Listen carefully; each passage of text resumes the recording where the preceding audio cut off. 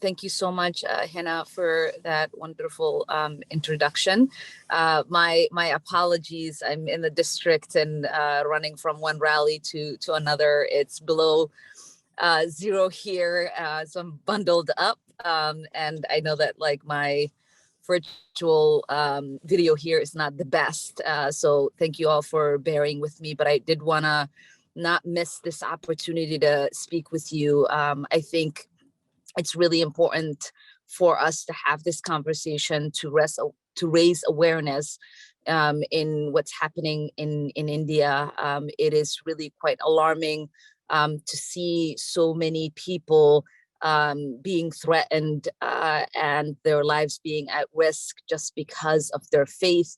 We've seen this play out as you have just so eloquently talked about throughout history, whether it is because of their faith, because of their race, because of their ethnicity. The othering of your neighbors can be deadly, and words do have consequences, and we've seen what happens when dangerous rhetoric goes unchecked and how that could be very harmful and can lead to deadly violence, even genocide. In regards to the young women who are just fighting for their right to get an education in a world where women and young girls don't have adequate access to education already. It's alarming just because they want to freely practice their faith and wear a symbol of their faith in regards to wearing the hijab. I was raised in a country where when I was little, we were banned from wearing the hijab. And I know that there are others around the world where that is compulsory for them.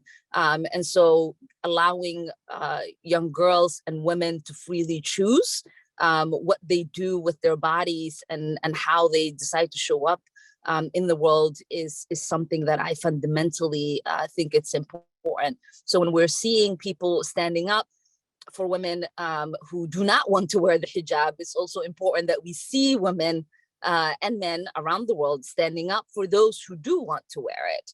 And so I commend my sisters in India who are bravely fighting against the mob, fighting against authorities, fighting against institutions for their religious right to wear the hijab. And I join and congratulate the envoy for religious liberties here in the United States in his strong condemnation of what is happening in India. And I, will continue to push for the government in India to course correct.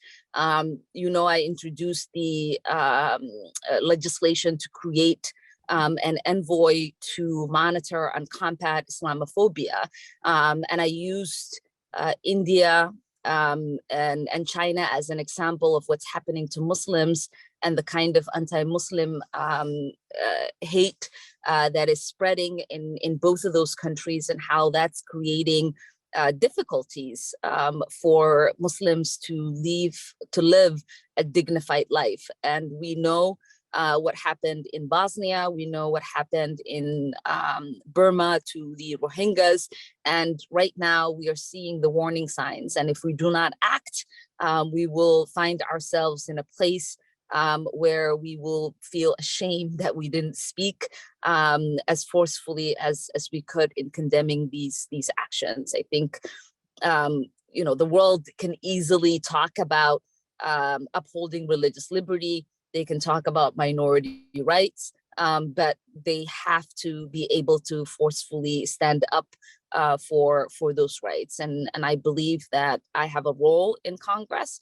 My colleagues have a role in Congress, and the US government has a role in trying to make sure that the religious liberties of Muslim minorities in India is protected and uplifted.